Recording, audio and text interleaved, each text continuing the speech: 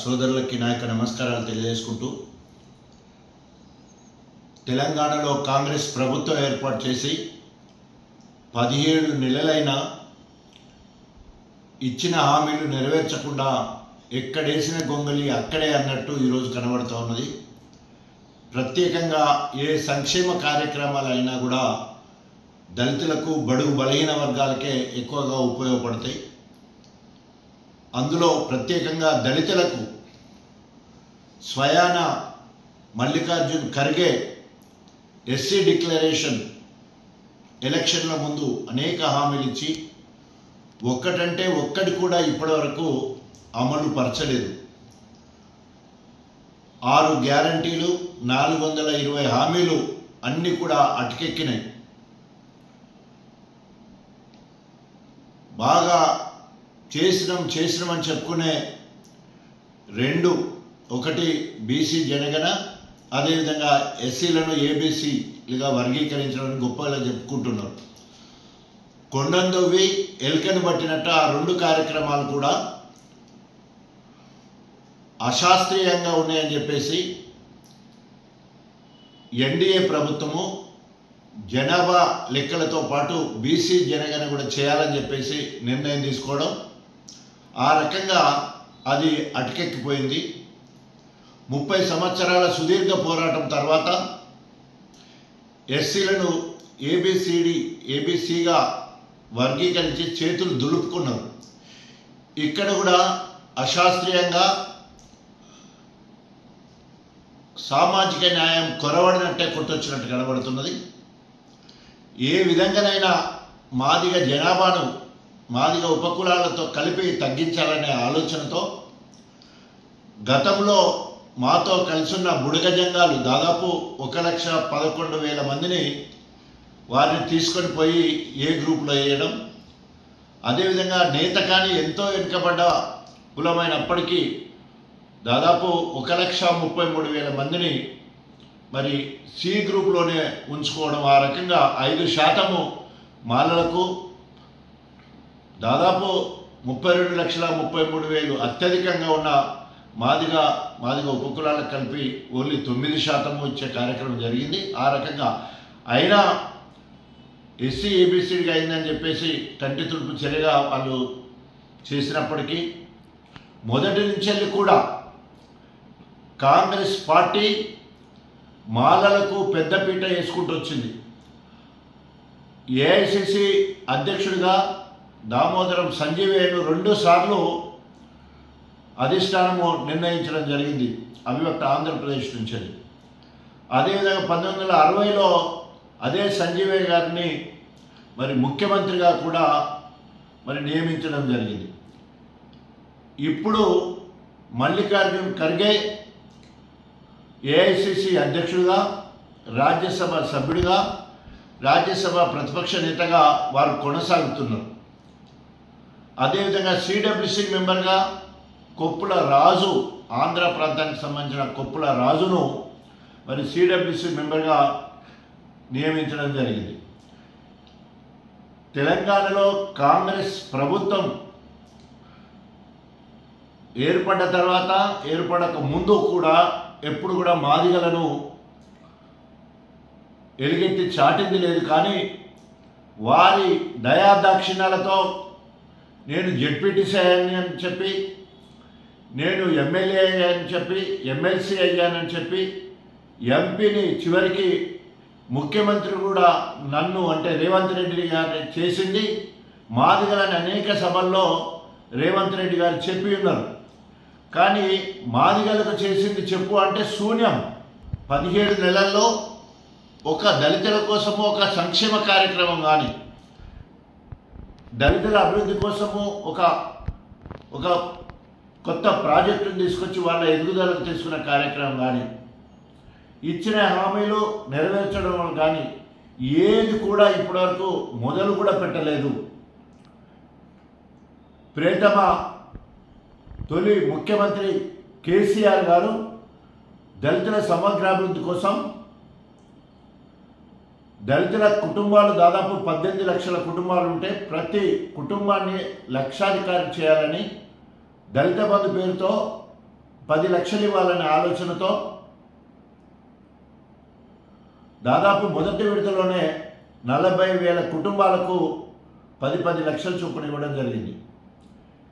మేము అధికారంలోకి వచ్చేది ఉంటే, కాంగ్రెస్ అధికారంలోకి వచ్చేది ఉంటే 10 లక్షలు కాదు 12 లక్షలు ఇస్తారని చెప్పేసి దళితులందరినీ కూడా ఆశ పెట్టడం జరిగింది. ఆ 12 లక్షలేమో కానీ ఇప్పటి వరకు దళితులకు ఏ ఒక్క సంక్షేమ కార్యక్రమం కూడా అందలేదు. ఆనాటి నుండి ఈ రోజు వరకు తెలంగాణ రాష్ట్రం ఏర్పడడానికి కానీ అదేవిధంగా కాంగ్రెస్ ప్రభుత్వంలో కానీ ఎప్పుడు మాదిగలే నష్టపోయింది.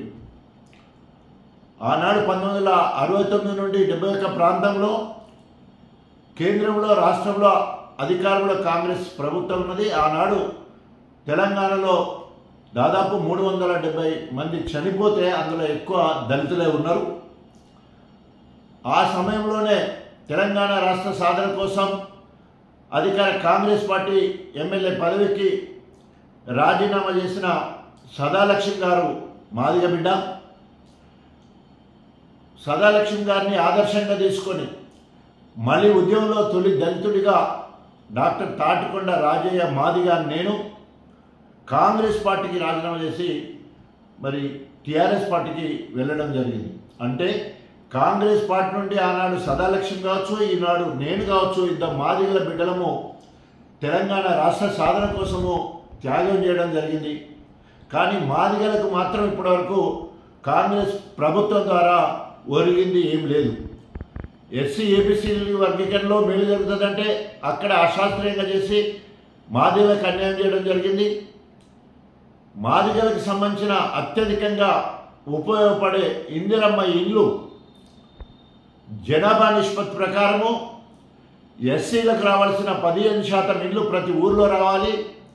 పూరెస్ట్ ఆఫ్ ద పూర్ కట్టుకోవడానికి స్థలం ఉంటే ఇల్లు లేని వాళ్లకు అదనంగా రావాలి. దళితులలో ముఖ్యంగా పెద్ద సామాజిక వర్గంగా ఉన్న మాదిగలకు పెద్దపీట వేయవలసిన అవసరం ఉన్నది. కానీ ఇప్పటివరకు ఎలాంటి కేటాయింపులు లేవు. దాదాపు ఈ రాష్ట్రంలో ఉన్న 12,777 గ్రామ పంచాయతీలలో జనవరి 26వ తారీఖు నుండి నోడల్ విలేజెస్ పేరు మీద మండలానికి ఒక చిన్న గ్రామాన్ని దాదాపు 554 గ్రామాలు తీసుకొని అక్కడ రేషన్ కార్డు, ఇందిరమ్మ ఇల్లు, పూర్తి రుణమాఫీ, రైతు భరోసా, ఇందిరా ఆత్మ భరోసా అన్నీ కూడా సాచురేషన్ మోడ్లో అమలు పరుస్తామని చెప్పి ఈరోజు వరకు ఏం చేయకుండా ఎక్కడేసిన గొంగడ అక్కడే ఉన్నది. అనేక మంది బిడ్డలు ఈరోజు ఇల్లు లేక నిరాశ్రయులు ఉన్నారు. అదేవిధంగా హైడ్రా పేరుతో హైదరాబాద్లో కూలగొట్టిన చాలా ఇళ్ళు దళితులకు సంబంధించినవి. అదేవిధంగా మూసి ప్రక్షాళన పేరుతో ఇల్లు కూలగొడుతున్నాయి, అందులో కూడా దళితులే ఎక్కువ ఉన్నారు. కానీ దళితుల అభ్యున్నతి కోసం ఏదైనా ఒక పథకాన్ని తీసుకున్నారంటే ఏ ఒక్క పథకాన్ని తీసుకోలేదు కాక ఈరోజు ప్రతి గ్రామంలో ఇందిరమ్మ ఇళ్ళ సెలక్షన్ గ్రామ పంచాయతీ సభలో లబ్ధిదారుల ఎన్నిక జరగాలని ప్రభుత్వ నిబంధన ఉంటే ప్రత్యేకంగా గణపురం నియోజకవర్గ విషయానికి వస్తే కడియం శ్రీహరి ఇంట్లో ఇందిరమ్మ లిస్టులు తయారవుతున్నాయి. ఎక్కడ కూడా ఎస్సీలను ప్రత్యేక దృష్టితో చూడడం లేదు. గణపురం నియోజకవర్గంలో దాదాపు 35% ఎస్సీ వాళ్ళు ఉన్నారు. కానీ వారిని మోసడానికి ఎవరు కూడా మాదిగా సామాజిక వర్గం సంబంధించిన వాళ్ళు ఎవరు కూడా ప్రజాప్రతినిధులు ముఖ్యమంత్రి రేవంత్ రెడ్డి గారిని అడిగే పరిస్థితుల్లో లేరు. ఒక కుటుంబం నుండి వివేక్ వెంకటస్వామి, వినోద్ వెంకటస్వామి, డాక్టర్ వంశీ ఎంపీగా 3 మాల కులానికి చెందిన వాళ్ళు ఉంటారు. బట్టి విక్రమార్క, అదేవిధంగా మరి మల్లు రవి ఇద్దరు అన్నదమ్ములు ఉప ముఖ్యమంత్రిగా ఎంపీగా ఉన్నారు.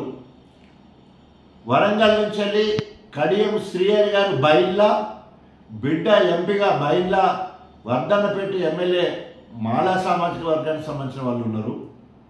అదేవిధంగా మరి మోచి సంబంధించిన మంత్రి దామోదర్ రాజనరసింహ ఉన్నారు.